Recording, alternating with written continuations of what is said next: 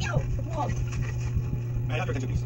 Good morning, everyone. To make this as quick as possible, I'd like to make an announcement that I'm no longer holding the position as chairman of A&I Records. Don Antonio, my father, the founder of this company, has relegated this huge task to my son, Francisco Alejandro Prieto.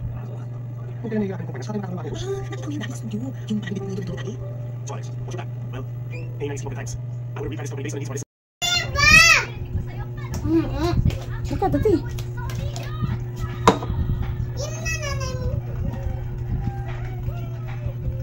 Kung sa mo diha ah? Oh.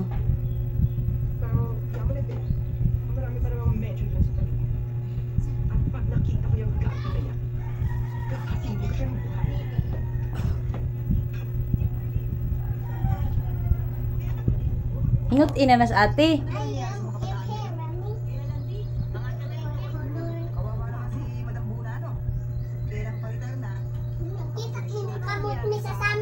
Ang kita day?